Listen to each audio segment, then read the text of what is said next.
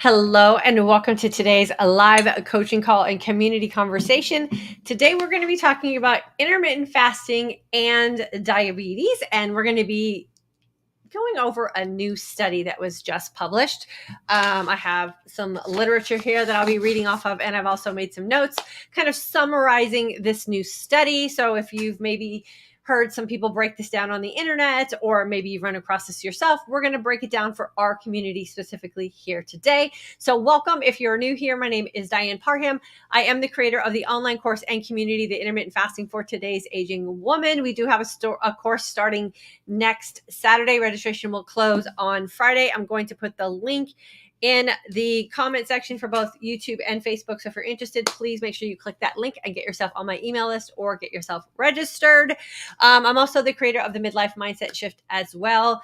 I said on Monday, we're going to have some scheduling changes here on Facebook and YouTube. So Mondays, we're going to be talking about intermittent fasting, and Thursdays, we're going to be talking about and coaching on some mindset concepts. So let's get into today's topic. I love when these new scientific studies or quote unquote findings come out because it does give us an opportunity to have some conversations around them. And so this one I thought was particularly interesting. Someone on my YouTube channel left a comment and asked me what my opinion about this article was. I hadn't seen it yet because I just do not look for these kind of things anymore. So I did go look it up and read it. And so this is what we're going to break down here today. Okay.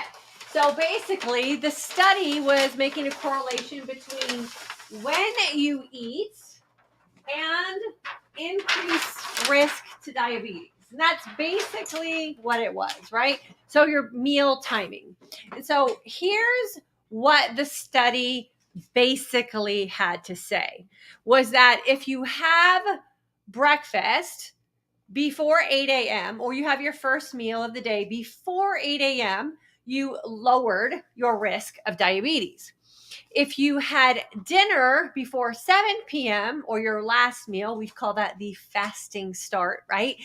Before 7 p.m., you also lowered your risk of having the chances of getting type 2 diabetes. So we're looking at about, so before 8 a.m., let's say 7 a.m. to 7 p.m., a 12-hour feasting window.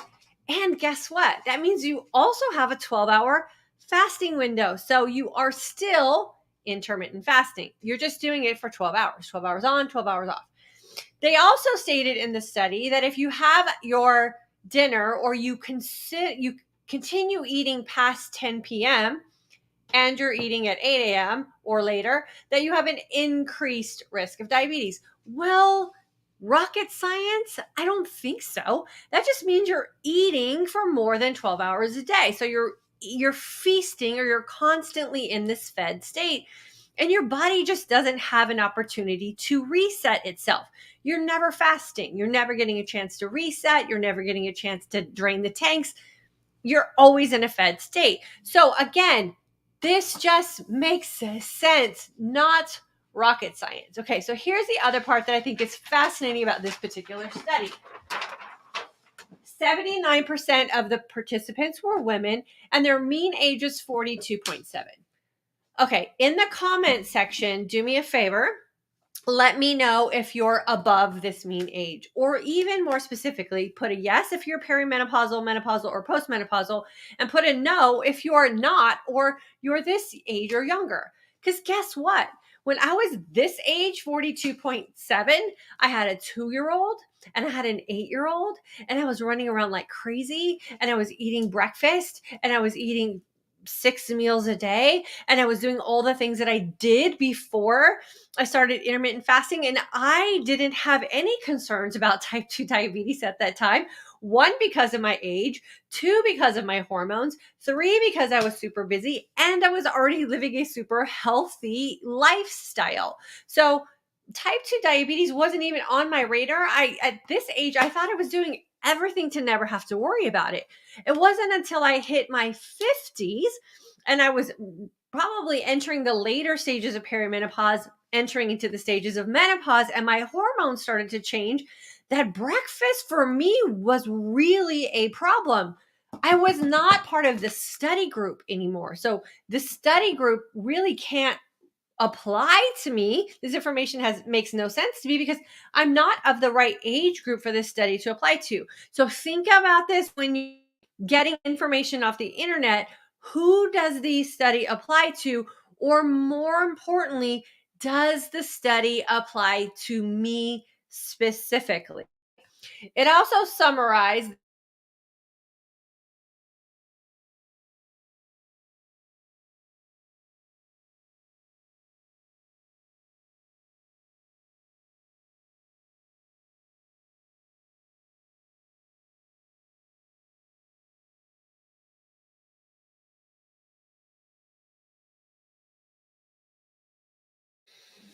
Okay, we're back. So let me go back to this. Summarizing the study. Nighttime feasting, so eating past 7 p.m. plus breakfast before 8 a.m. So you're fasting less than 13 hours increased your risk of type 2 diabetes, even for this age group. Again, is this rocket science for anyone?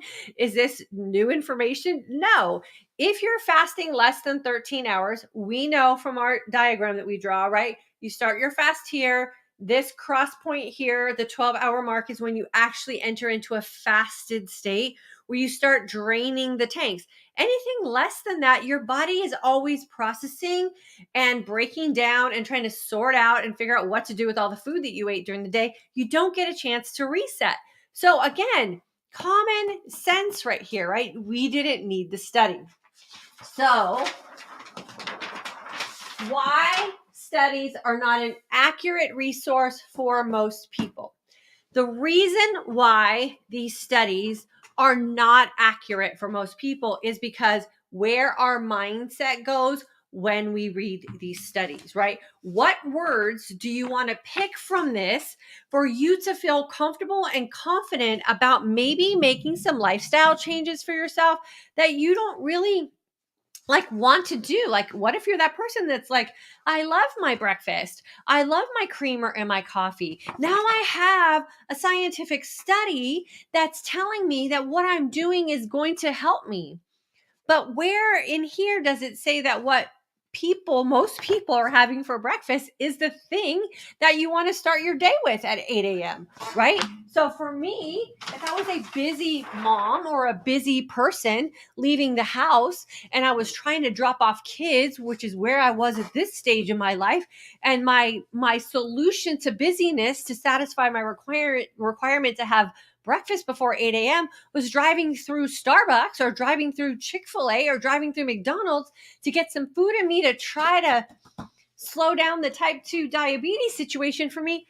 Is that really the way to go, right? And so what most of us do, most people, when this kind of stuff gets put out and people pick and choose what to advertise from these studies, is that we want our brain to be satisfied with what we're uncomfortable with. And that is very, very dangerous. Again, you have to figure out, is this study applicable to me? It is not applicable to me. Intermittent fasting was exactly the thing that reversed my diabetic situation and has kept it away for over 7 years now. So why would I change anything that I'm doing because of some study that now everyone's going to throw around as like, see, breakfast, you're supposed to have breakfast. You need to start your day with breakfast. Intermittent fasting is bad. I think even one article described this as a celebrity fad diet. Like, intermittent fasting is a celebrity fad diet that's now causing people to have type 2 diabetes. That's just not true. That's just clickbait, not true, right? And intermittent fasting is not a celebrity fad diet. Intermittent fasting is fascinating, and it is helping so many people, especially women in this community, in this season of their life, really reverse a lot of the things that have been ailing them simply because of age. So be very careful about these articles. Be very careful about how it's broken down to you, and be very careful about where your own brain goes when you're hearing this information. One of the other things that I wanted to point out from a summary of this article too was it says this: these findings could transform our understanding of how daily routine affects health outcomes, prompting us to reconsider not only what we eat, but when we eat.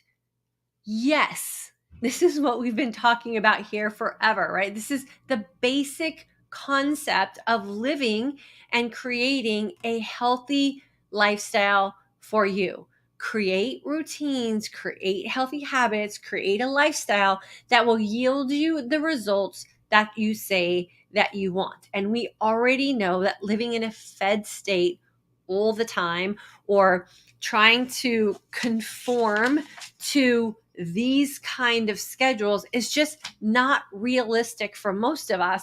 And when we feel pressured and we feel busy and we feel stressed, we defer to convenience, and convenience when it comes to food is just not a healthy way to live. So if you're currently intermittent fasting and you are finding great benefits from it, and you have found that this is a lifestyle that is comfortable for you, allows you to live confidently, gives you that opportunity, especially as women, right, in a certain mean age group, which is not this one, if it allows you the opportunity to look and feel your best and do that in your most authentic way, stick to the plan. Just continue to rinse and repeat what you're doing, and be very wary of these type of articles that come out in these types of studies, and make sure you're reading between the lines, because if it doesn't apply to you, it doesn't apply to you. So I hope this will help you guys head off anything that might come your way in your YouTube suggestion videos, or anything that might come across in your emails over the next couple of weeks, as more people pull this article out and try to use it as a means to sway you into a different lifestyle from the one that is currently working for you. So I love when we get to debunk these things. I love when we get to break it down. I love when we get to make just really common sense out of what it is that we are doing for ourselves here in this community. And I think that this article really does sum that up beautifully for us. So let's see who is here today. Tammy, I woke up this morning thinking I get to fast today. Think of fasting as something you get to do. Amen, Tammy. I believe that every single day, right? When we ask ourselves that question, how long am I going to fast today? And how well am I going to feast today? And every single day, you have the opportunity to answer that based on you, based on how you want to see yourself, based on how you want to feel, based on how authentic you want to show up in your environment, and based on what goals you have, right? There might be times that you ebb and flow your way through your fasting lifestyle. That's okay too. We need to work on giving ourselves that permission without punishment to just live in the season that we're in, and not continue to live this life where food is the biggest problem for us, right? It should be one of the things that we just don't even worry about. Sherry, hello, my beautiful friend, right back at you. No fasting can be an asset in managing diabetes. Love this lifestyle for life. June 22 IF grad. Yes, fasting is an amazing opportunity to manage diabetes. If you're curious about how it is we break it down here, I did do a live where I broke down how to drain the tanks efficiently. So much great feedback about how that visual just made common sense for so many people. For the replay, I will tag that video so that you can go look at that one, and it'll kind of make this one make sense for you as well here today.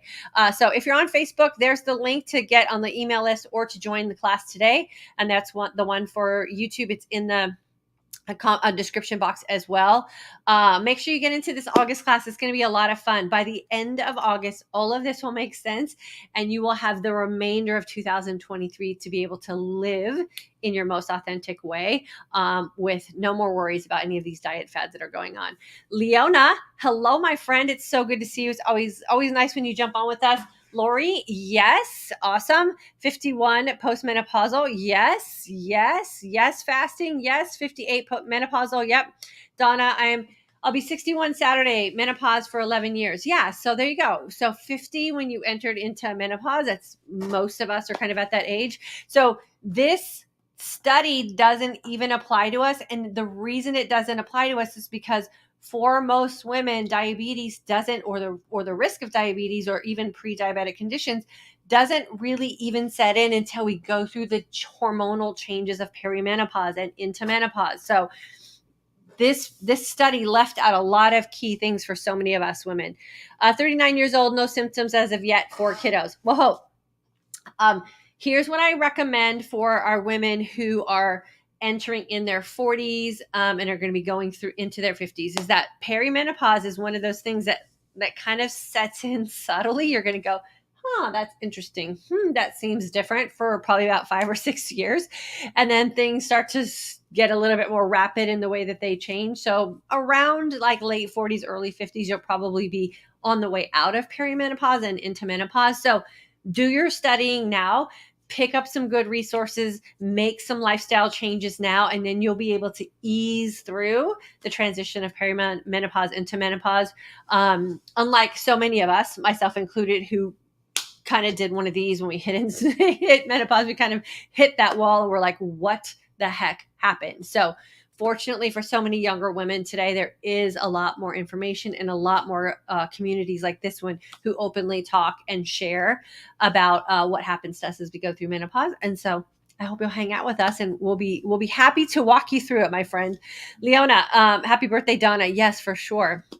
My daughter's birthday is on Saturday. She'll be 17. We can study ourselves and figure it out. Leona, amen, sister. That's what I always say. Here's what I say about these kind of studies, or if you happen to come across a study, is treat it as a, gee whiz, that's interesting. Let me test this out and see how it works.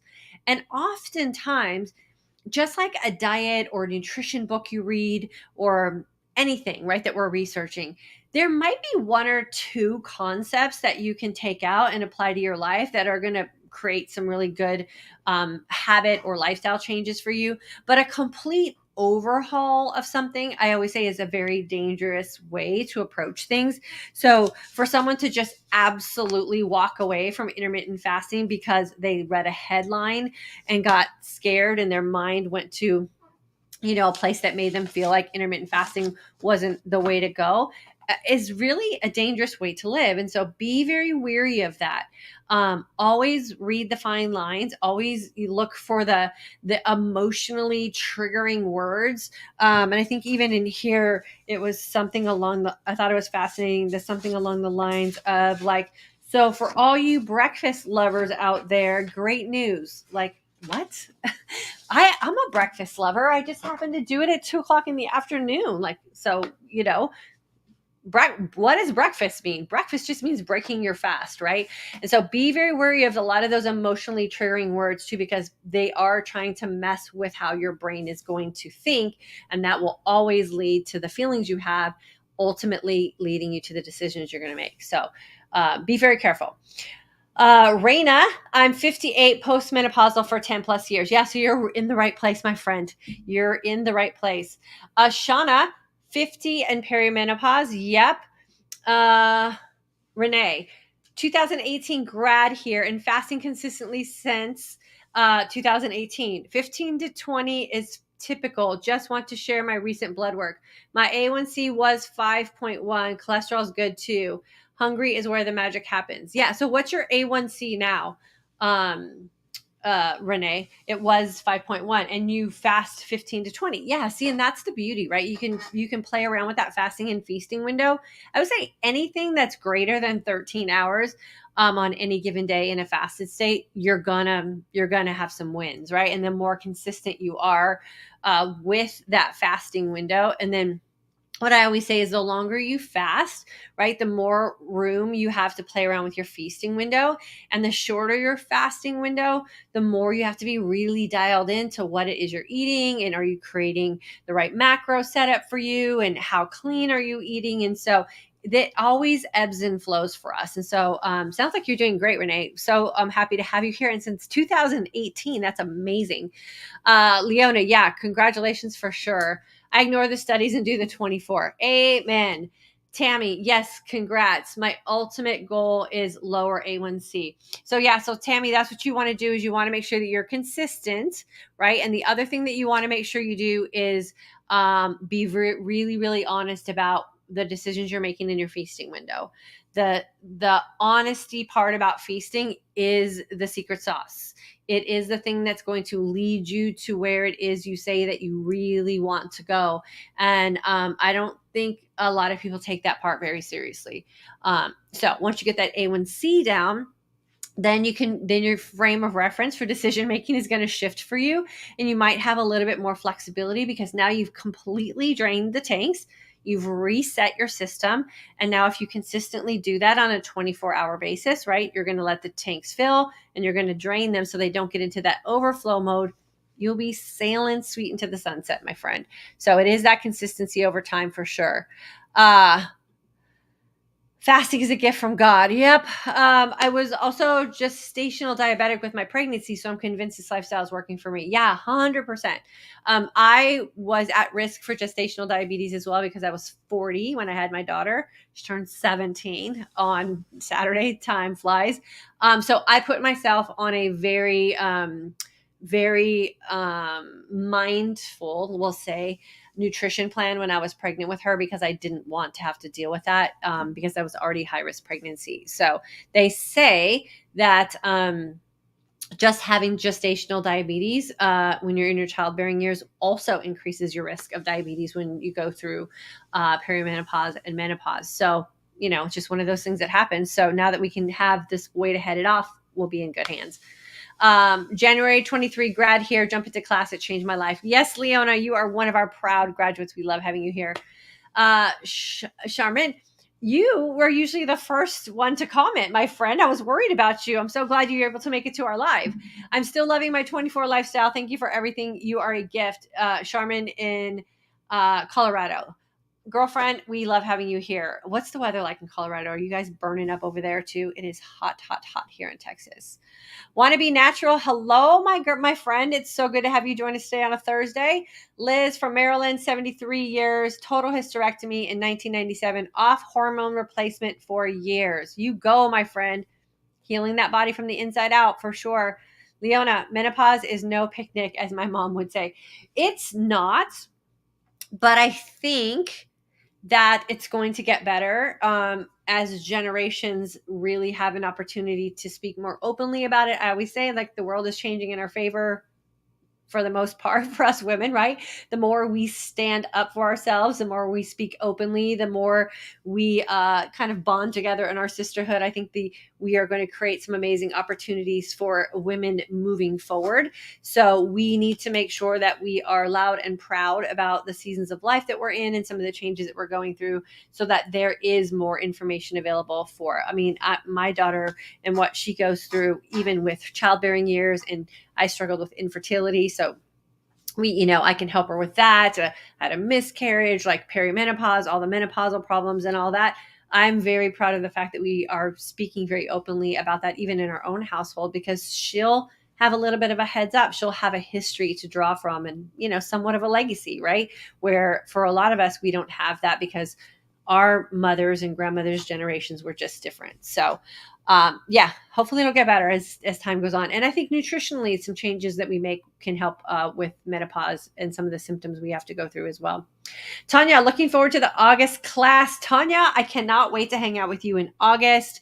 I said in my email this week, we are winding down summer, which, I think sometimes we think of summer and we think heat or summer in a month of the year. But for us now, summer is when my daughter goes back to school. That's when summer ends for us, which will be happening in 2 weeks. So that's when we say summer is over in our house. I'm sure that will change next year when she's no longer in high school. But so we got 2 weeks left of summer mindset here in our house. And then we're back to the full swing of life. Suksma 108. I'm very impressed that my IF course will be with me for a whole year. So until February 2024 for me. That being said, I need to tune into the upcoming semester's community.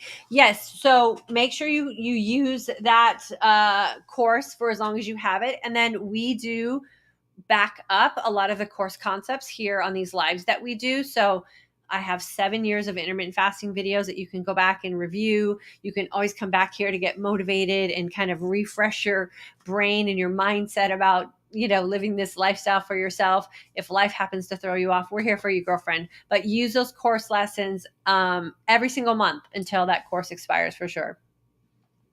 Leona, I love breakfast. I just have it during my 4-hour feast, 6 to 9 p.m.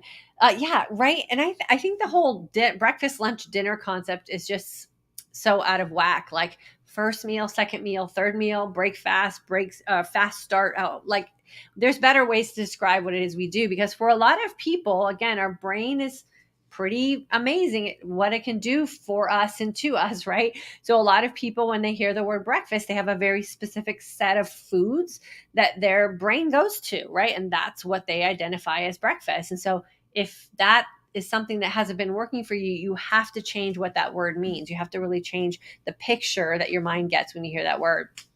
Shauna, grad of February 2023, just got back from my trip to Nigeria. Oh my goodness, girlfriend, I bet you had the best time visiting my husband and children. I'm getting back on track. I've been fasting since I got off the plane at 11 a.m. You go, girl. Fasting will be the quickest way for you to get your circadian rhythm back in sync with your life here, and will also help balance out those hunger hormones. So just lean into those nice, long, clean fasts. Make sure you're eating to support that next fast. Get yourself hydrated, and like you'll be back in the swing of things before you know it, my friend. Shoot me a picture if you have a cool picture of you in Nigeria. I would love to see it. Liz, my neighbor was homesick with the flu for 3 days before she realized it was hot flashes and not the flu. Well, hopefully she had some sick time at work and she was able to take advantage of that and be able to be at home and kind of, get herself through that. But girlfriend, help her out. Share with her what you know so she can live a short season of her life going through that and get herself balanced out and on track really quickly. Shauna, okay, I already read that one. Fasting since Monday morning. Okay, awesome. Renee, still 516 A1C as of last week. Okay, so it takes 3 months at least for your A1C to reset once you start making some of these lifestyle and nutritional changes, or what I like to say, those tanks have effectively drained and are now working the way they have been designed to work. So allow yourself the full 3 months of this lifestyle and being really honest and consistent with yourself. Then when you go back and have it tested, I'm gonna bet money that A1C is down. And 5.1 is not even bad. Like I don't even think that that's considered pre-diabetic. So, or it's maybe the very, very low stage of it. Leona, Tanya, you will love class. Yeah, for sure. Leona, can I tell you, I love how warm and welcoming you are to everyone in the comment section. So thank you so much. I appreciate the fact that you are not just here for, you're here for more than just you. You're here for everyone. And I absolutely love that about you. So I just want you to know that as well. Beautiful in Colorado, but warmer than usual. Yeah, for sure. High of 92, low of 61. I think it's going to be like 104. It's been 104 every day here. I was out running errands yesterday. It was exhausting, just exhausting heat. Yes, menopause will get better for future generations, 100%. Tammy, yes, can't wait for August class. So excited. Thank you, Diane, for today. You're welcome. You are so, so welcome. You're going to love class. Go all in. For everyone who's going into class with us in August, and for those of you who are on the fence, get off the fence, register, save your spot, get your downloads early, come to class ready to, go 100% day one. Go all in. Give yourself the gift of selfish. Be selfish. It's 21 days of lessons, 21 days that can absolutely change the course of your life moving forward, because you're going to change the way you think about caring for yourself. It's a very, very powerful experience. Becky, I've been following your videos for a year now, and I'm a November 22 grad. After 1 year of 24, I can say that I am in the best health and feel great. Still down 14 pounds and 2 jean sizes. Becky, that is absolutely amazing. The best words on here are still down, right? Because when you have the opportunity to heal your body from the inside and you stick to the lifestyle that you created because it makes sense and allows you to live your life most authentically, girlfriend, all the wins stay. So, so proud of you. So proud of you. From the words in the musical Wicked, because I knew you, I have been changed for good. Oh, girl, you can't have a girl crying over here on a Thursday afternoon. Thank you for trusting me with you. I never take that lightly, and I'm so, so proud of you. I love having you here in our community with us. Oh, I can tell that, Leona. I can tell you're that kind of girl. I love it. Love it. Love it. Let's see what else. Tina, jump into class 2018 grad, and I just say all the great phrases. I still say all the great phrases. Yeah, all the mantras. I'm a mantra girl, 100%. Like anything that I can do to stay one step ahead of my brain, I do it. And mantras have really been that thing for me that help me reframe and redirect my thoughts when they're going in a direction that I don't want them to go in. So use all the mantras we have here. When in doubt, fast it out. Hungry's where the magic happens. All like lean into your fast, like all the things. They're all yours. They're my gift to you. Use them all because they work beautifully. Okay, with that being said, I'm going to close it out for today. Thank you everyone for being here to join in today's video. Thank you to everyone who will jump in on the rebroadcast for this. I hope you stick around for the community comments. It is one of the, I think, most moving parts of our community. And my favorite part of the community is when you all come back and you love on each other and support each other. It is the absolute best, and it's my favorite part of what we get to do here. So have a great weekend. Stay cool. Make sure you get on the email list, or make sure you are registering for the August course. Please, we would love to have you in class. The only regret women have, there's 2 regrets women have here in this community. 1, they waited too long to jump into class. And 2, they didn't go all in when they were in class. Don't make that mistake. Don't have that regret. Get in, sign up. As soon as you sign up, your mindset will go into that place that you are in, and you're committed, and you'll start making changes. And then when you're in class, give yourself the benefit of the doubt, right? Go all in, and please make sure that you are selfish while you're in class, and use me for sure. The short and sweet mantras are the bomb. Yeah, they are, for sure. Attitude is everything. Yes, you are my people. Okay, have a good weekend. I love you guys. I'll see you guys back here on Monday at noon Central Standard Time.